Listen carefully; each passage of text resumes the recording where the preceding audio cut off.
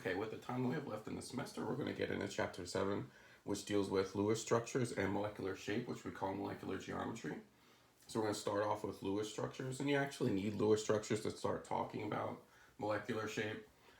These two topics are like omnipresent in any chemistry course. It's how we kind of look at covalent compounds in terms of their structure, in terms of how the atoms are arranged in space, and this affects everything from like reactivity to what dissolves in what. A lot of physical properties amount from understanding what the structure of a molecule looks like, and so that's what we're going to focus in on now.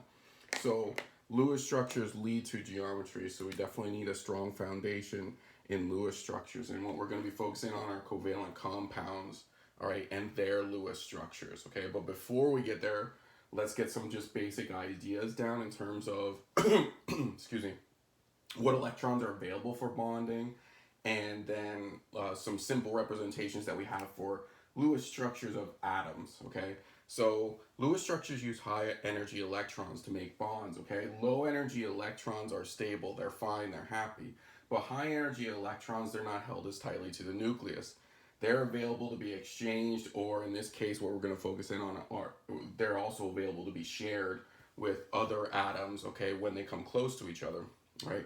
We call these high energy electrons valence bonding electrons, okay? And from our orbital diagrams, we'll be able to find them as they have the highest N, okay? Now, we won't actually need to draw an orbital diagram every time to identify the valence bonding electrons, because it just so happens that the group number, all right, determines the valence bonding electrons, okay? So let's just take a look at, if we were going to do it the long way, how we would identify the valence bonding electrons, and then I'll just reference again that actually it's just the group number. So a lot of the problems start with looking up a bunch of group numbers to see what electrons are available for us for our structures. So let's take a look at nitrogen. So if I was going to draw the orbital diagram for nitrogen, it would look something like this. Nitrogen has 7 total electrons, okay? But, right, in terms of energy, remember the N determines the energy. These 1s electrons are of lower energy, they're super stable, and they're not available for bonding, right? And actually, these 1s electrons form a noble gas core. Those noble gas cores, all right, again, are stable, and those aren't electrons we'll ever use in our structures, right? Because they're just too low energy, they're just too stable, they're too comfy. They don't want to leave or be involved with any bonding, all right? They're just ready to just, they're retired, they're done, okay? But these electrons here, right? The 2s and the 2p electron, those are at the highest energy for this element. And if you notice, there's 1, 2 s electrons, and there's 1, 2, 3 p electrons. So what group is nitrogen in? Nitrogen is in group 5a, if you take a look at the periodic table, okay? Well, it just so happens that 1, 2, 3, 4, 5 highest N electrons, right, our valence bonding electrons, corresponds, right, to that group number. And that's going to be the same for any atom that we run into, okay? Now, to get the Lewis structures for covalent compounds, you have to follow those rules I've uploaded to D2L, okay? But for Lewis structures of atoms, it's a little bit more simple. And I just want to kind of drive this point home, and I'll ask a couple problems on Chem 101 about Lewis structures of atoms. When you draw the Lewis structure of atoms, all right, you put the atomic symbol in the middle, all right? And then what you do is you imagine a box around the atom. So I'm just going to put in this dotted line here for a second. You imagine a box around the atom, and then each side of the box can hold 2 electrons, okay? When we put electrons on this atom, okay, we're going to put 1 on each side of the box before doubling up, kind of like Hund's rule, okay? So for something like nitrogen, okay, we've now identified why it has 5 valence bonding electrons, and these would be the electrons available to form bonds. But the atom by itself, if we wanted to represent it, would have 5 dots around it. So we represent each electron as a dot. And I'm going to put 1 electron on each side, and then 1 last electron on the top. Okay? Now, this last electron, it could go here, here, or here. It doesn't really matter where you start doing it in terms of putting electrons on your box, all right, or on the side of a box.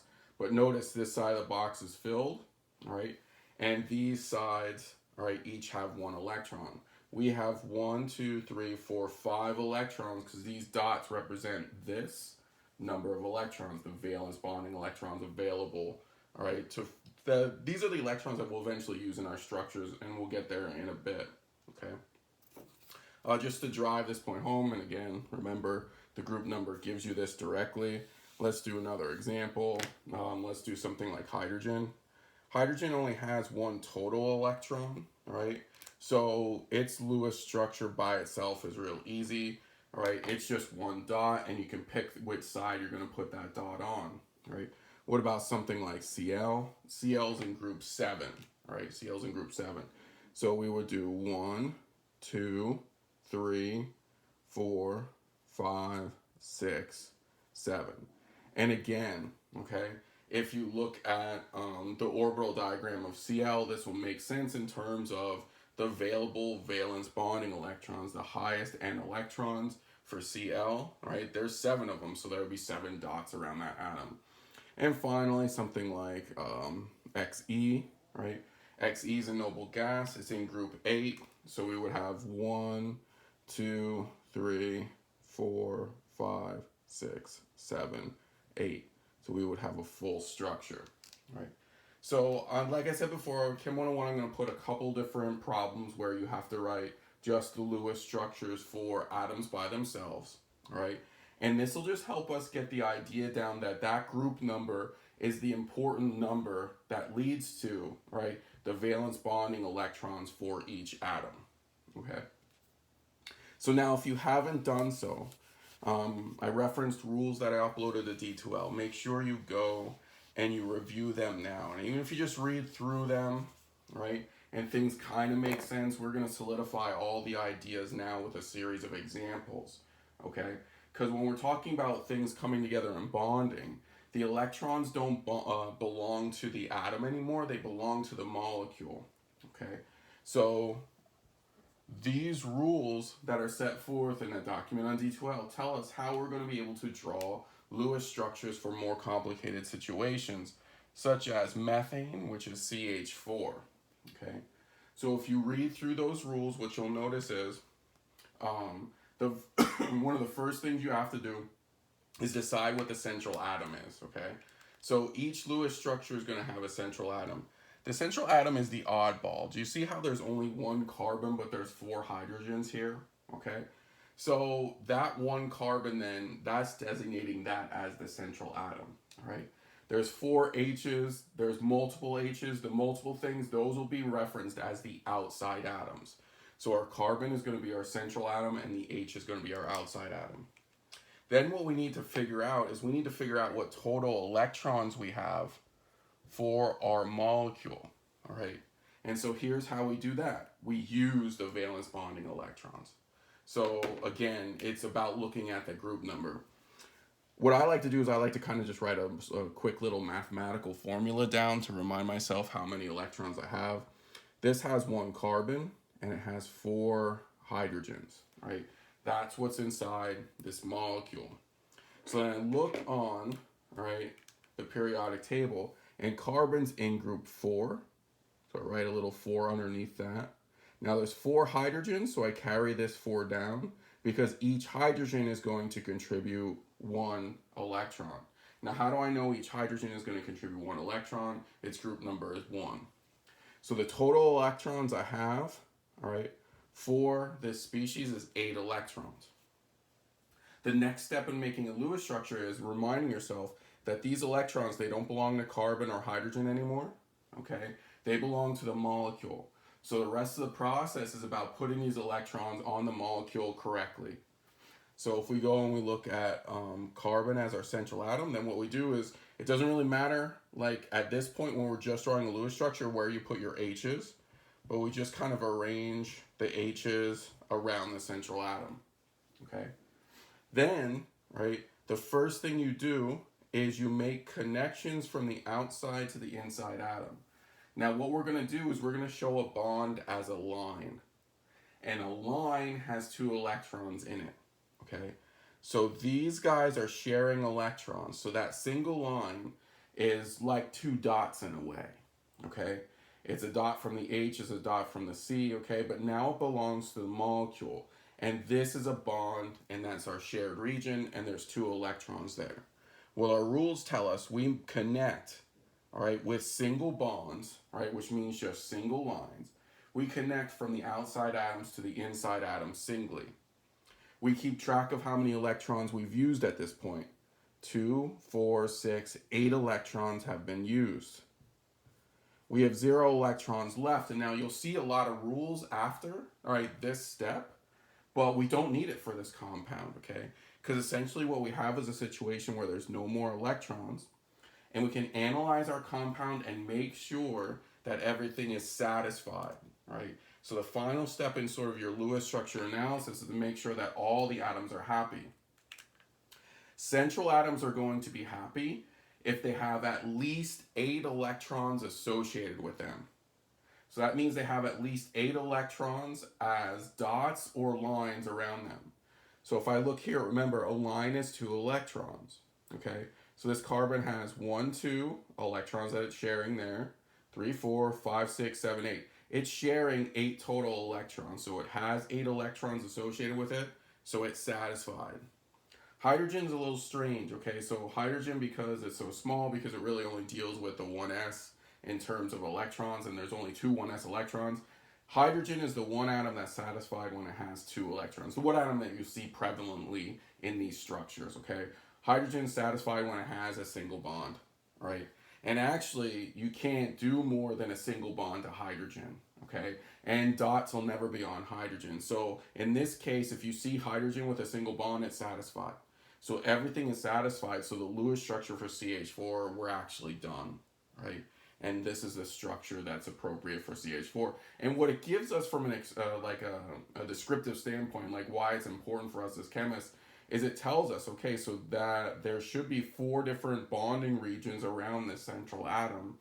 They're single bonds. The Lewis structure predicts that they all have the same type of bond, and so they all have the same bond energy. And remember from early in the semester, we referenced bonds as being stored energy, right? And that idea is something I'll reference as we look at our structures. So this is important, and it'll actually be able to lead to an appropriate geometry, okay? But let's not get to geometry yet. Let's keep going through our Lewis structure rules, and let's look at maybe some more complicated cases. So what about nitrogen trifluoride? All right, nitrogen trifluoride. So let's get the covalent compound Lewis structure for this. Again, we need a total electron count based off the valence bonding electrons. We have 1 nitrogen, right, and 3 fluorines that we have to account for that are each going to contribute electrons to the molecule, all right? Nitrogen's in group 5, and there's only 1 of them, so I'm going to write a 5 underneath there. I'm going to bring this 3 down, right, and I look at fluorine, and fluorine's in group 7. So each one of the fluorines would contribute 7. So then this gives me a way of calculating a total electrons. I would have 21 from the fluorines total, plus 5, so this will give me 26 total electrons. So this is going to be a more complicated molecule. I go here. What's the central atom? Well, there's three F's, and there's only 1 N, okay? The oddball, the thing that shows up as just 1, okay, is going to be our central atom. So let's put our N in the middle. Let's arrange our F's wherever we want around them, okay? For Lewis structures, it doesn't matter where you put these F's. For geometries, we'll see we need to be very specific about where those F's go, but that's exactly what a molecular shape is all about, okay? So let's follow our rules, right? Our rules say take the outside atoms and connect them singly to the central atom, right? And you do that first. At this point, we've used 1, 2, 3, 4, 5, 6 electrons. So at this point, we have 20 electrons left. Okay, so we got a little bit more work to do. If you read down the rules, the next place that these electrons go is they go on the outside atoms in pairs. Okay, now they're not going to be shared. They go on the outside atoms. And so they are represented as dots, okay? So we put them on the outside atoms until the outside atoms are satisfied. Now, if this was hydrogen, it would be satisfied with its one bond, but everything else wants 8 electrons. So if it's already sharing 2, all these outside atoms want 1, 2, 3, 4, 5, 6 more electrons associated with them. And to represent that these electrons are not involved in the bond, we're going to write them as dots on our paper. All right. So this fluorine is going to need 1, 2, 3, 4, 5, 6. Well, so will this and so will this. So I've used 6 here, right? 1, 2, 3, 4, 5, 6, 7, 8, 9, 10, 11, 12, 13, 14, 15, 16, 17, 18. So this step, right, which says I have to satisfy all my outside atoms, it used 18 electrons, okay? I still have 2 electrons left, and if you look at your rules, it says, hey, anytime you're left with electrons after this, right, what you do is you put those electrons on the central atoms, again, on the central atom, as a pair. We call these guys non-bonding pairs or lone pairs, all right, because they're not involved in bonds, but they're definitely associated with the atoms, okay? At this point now, I've used up all my electrons, all right?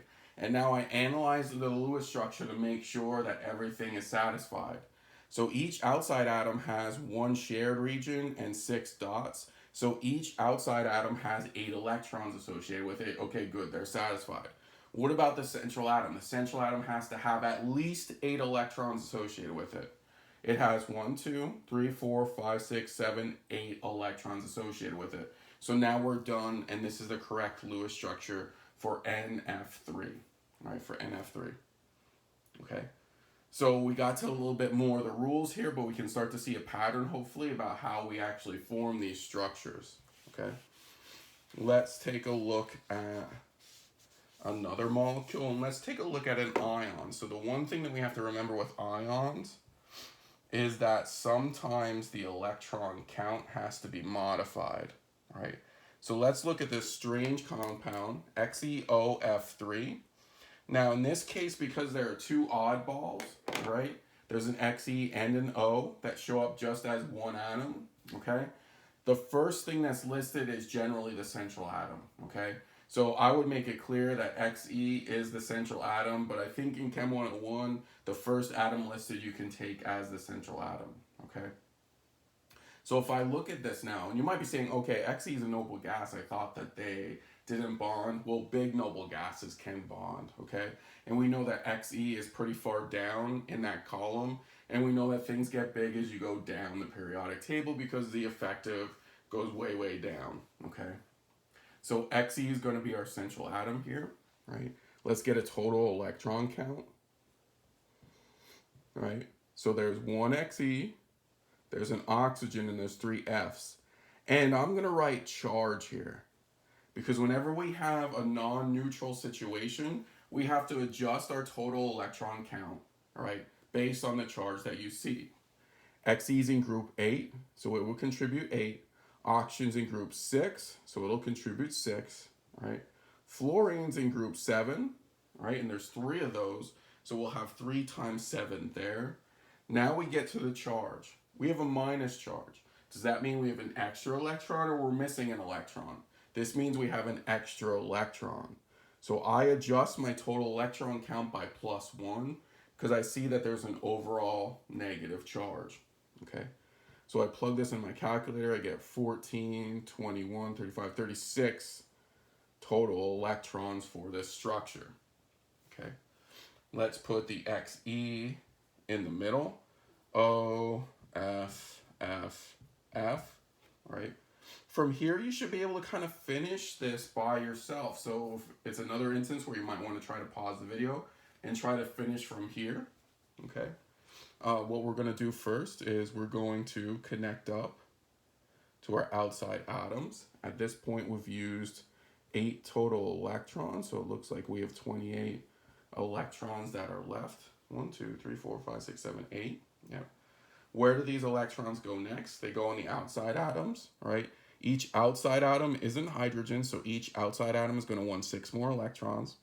1, 2, 3, 4, 5, 6, 7, 8, 9, 10, 11, 12, 13, 14, 15, 16, 17, 18, 19, 20, 21, 22, 23, 24. So this step to satisfy my outside atoms, right, leaves me, right, using 24 electrons, and there's 4 electrons left. Whenever there's electrons left, where do they go? They go on the central atom in pairs. So you just kind of find some room here, but you make sure you draw them as pairs. 1, 2, 3, 4. Then at that step, all right, we've used up all our electrons, and that's good. We can analyze our Lewis structure to make sure it's satisfied. We definitely satisfied our outside atoms. Remember that the central atom has to have at least 8 electrons associated with it. It can have more than 8, and we actually see that here with this structure. And you might have heard about the octet rule in like high school, and that's a good rule to kind of be aware of, but it's broken a lot, okay? So always just stick to the Lewis structure rules that I'm presenting to you now. You look at your central atom, do you see at least 8 electrons associated with it? Yeah, it's sharing 8 electrons, and it also has 2 lone pairs. So it has 8, 9, 10, 11, 12 electrons associated with it. It's fine, and it's happy, okay? Now, what we would normally do is we would indicate that this is charged by putting it in square brackets and saying, oh yeah, this whole entire structure, it has a charge. But you have to look at Chem 101. I can't remember, I think when I did these examples, it didn't really need me to do that, right, and to show the charge. But if it does, I'll make sure I put a note on D2L, because I'm thinking when I did the examples that it didn't have that show that charge. But I like to do that when we write it on our paper to realize this is now a polyatomic ion. This whole entire thing has a negative charge, and it's going to attract something that's positive to it. Okay? Let's do another charged Lewis structure. And again, I'm going to write down the formula, and hopefully you can take a second to pause the video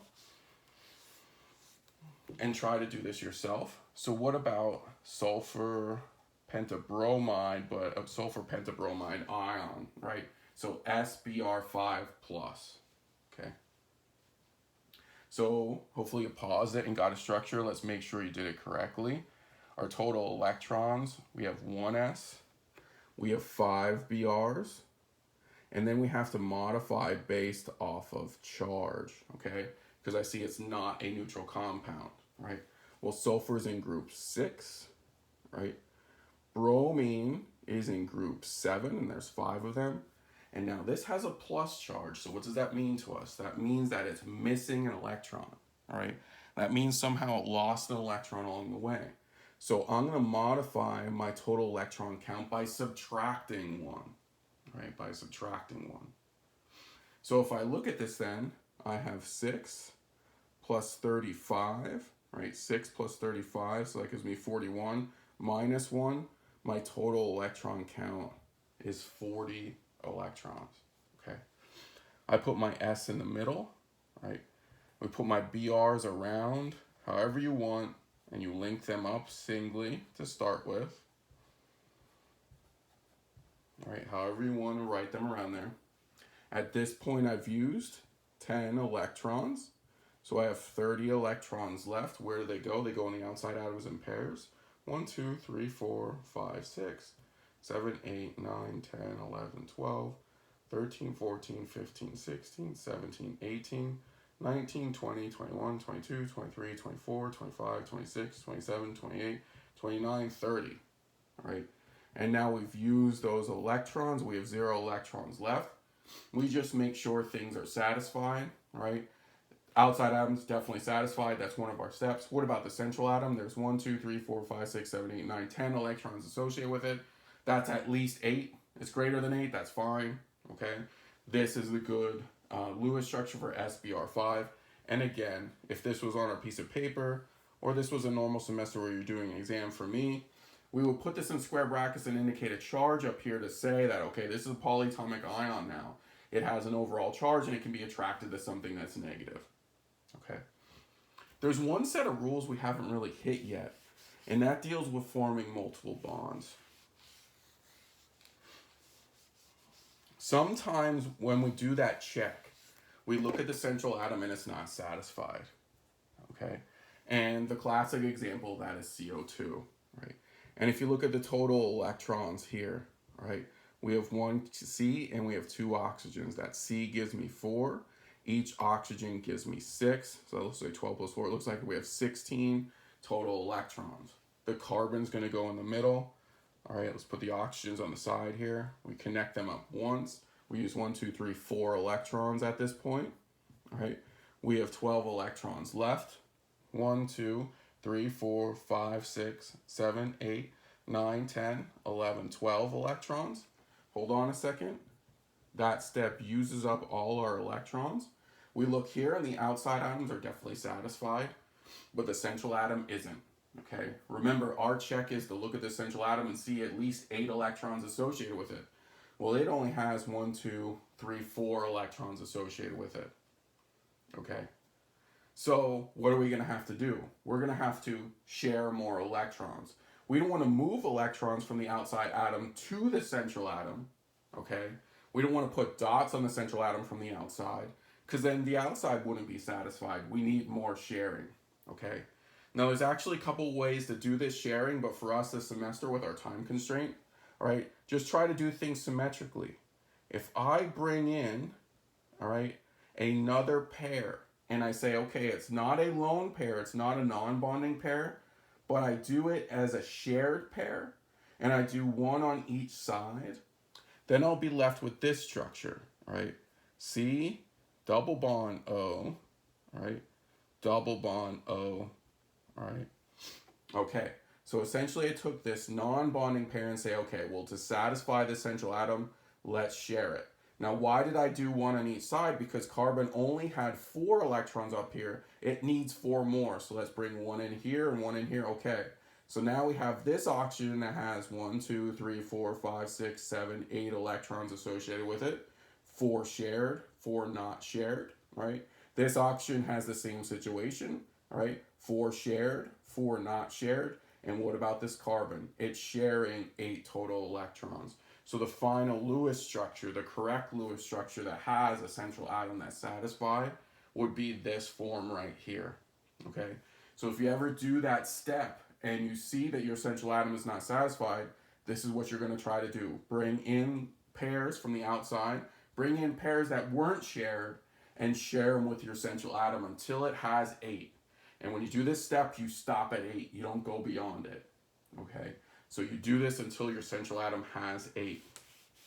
All right. So what about situations like O2, right? Where you don't have a central atom? You can follow the same steps that we went over. You just kind of pick one as your central atom. You designate one atom as your central atom. And you'll see for this structure, we're going to need, all right, multiple bonds as well, okay? So our total electrons here, we have 2 oxygens, so that's 2 times 6, all right? So that's 12 total electrons. All right, there's no central atom, so I'm going to write an O and I'm going to say, okay, based off the rules that I have, I'm going to call that my central atom. This O over here, I'm going to call that my outside atom, all right? So I have 12 electrons. I've used 2 here, 10 electrons. Where do these go? They go on my outside atom. So I'm going to put them here. 1, 2, 3, 4, 5, 6. All right. Minus 6 electrons. Those leave me with 4 electrons. Okay. So now I have 4 electrons left. Where do these electrons go? They go on my central atom. 1, 2, 3, 4. Okay. Is my outside atom satisfied? Yes. Is my central atom satisfied? It has 1, 2, 3, 4, 5, 6 electrons associated with it. It is not satisfied. So what do I have to do here? I have to make a non-shared electron pair into a shared pair. So I'm going to bring these to the inside, and I get O with a double bond to another O. And now you just check and you make sure, okay, based off the arrow I drew, I'm going to draw these down here. Now you just make sure everything's satisfied. 1, 2, 3, 4, 5, 6, 7, 8. 1, 2, 3, 4, 5, 6, 7, 8. All right, each oxygen has 4 non-shared electrons and 4 shared electrons. This is the correct structure for O2, right? Now notice we followed all our rules except you just kind of pick which atom you're calling your central atom and which atom you're calling your outside atom, and then you go from there, All right, and the final example we're going to do, and as always, these just take practice, but hopefully you're seeing the patterns emerge here. Maybe we'll do one more example after this. Okay, N2. So there's total electrons here. So try to pause this again and try to do this yourself. All right, and make sure that you come up with a structure with everything that's satisfied. So for N2, if we do this, all right, we have 2 nitrogens, so that's 2 times 5 because nitrogen's in group 5. So our total electron count is 10 electrons. Okay, my professor told me when I do this, I just pick one as my central and one as my outside. I've connected them up, all right? I have 8 electrons left to place. 1, 2, 3, 4, 5, 6 on my outside. Leaves me with 2 electrons to place on my central, right, in quotes, okay? So I place them there. Now I'm out of electrons to use.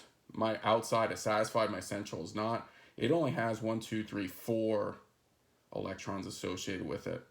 So how many more electrons does it need? It needs 4 more. So it doesn't need just one of these pairs to come in. It needs 2 of these pairs to come in. We need 4 more electrons to hit our 8. So what we're going to make here is not a double bond like our previous examples. We're going to make a triple bond. Okay. So our Lewis structure looks like this. Each nitrogen has a lone pair and 6 shared electrons. So each nitrogen is now satisfied. Each nitrogen, okay, has 8 electrons and is happy. Okay. So again, hopefully you're seeing the patterns emerge. One last example. Yeah, I think I want to do this example too. All right. What about COH2? Okay, so you might see these strange sort of organic type molecules show up. Okay. Now again, the rule that we're going to use is hopefully the problem will either indicate what the central atom is or it writes it first. Okay. So here we're going to have a total electron count based off of carbon as our central atom. We have a C, we have an O, and we have 2 H's. That carbon gives me 4. That oxygen gives me 6. Each hydrogen gives me 1. Okay, but remember there's 2 of them. So our total electron count is just 12 electrons total, right? Let's put our carbon in the middle. Let's put our oxygen and our H's around that. Single, single, single bond to start with. Minus 6 electrons, give me 6 electrons left to use. Do I put any dots on H's? Never, all right? Remember, all right, and that's kind of why I brought it up at the end again, H's are satisfied when they have 1 bond to them. H's only ever want 2 electrons associated with them. So where do these 6 electrons go? Well, we still got room on the oxygen, and oxygen actually needs 6 more electrons to be satisfied in terms of its structure. Now, is everything satisfied here? Always check your central atom. Nope. Our central atom has 1, 2, 3, 4, 5, 6 electrons associated with it. So what are we going to have to do to complete this structure? We're going to have to bring these down and make a double bond. Okay. And so now hopefully you can review those rules. All right. You can watch this video again if you need to. But everything in those rules has now been explained through the examples that we've done. So if you can do these series of examples and you can do them with confidence, you should have no issues with your Chem 101 problems. But again, if you do, all right, make sure you contact me. It might be helpful to try the practice problems first for this section so you can get used to the mechanics of how Chem 101 does these drawings. And actually when it does these drawings, it kind of automatically turns them into a geometry. And that's the last topic that we have to talk about, okay? So when you make these Lewis structures, kind of look at how it's forming them, all right? You'll see structures that we'll actually need in the last section of this course here, okay? Where we take these Lewis structures and we say, okay, this is just a model of what the bonds look like. What does the molecule actually do in 3-dimensional space, right? And that's next time.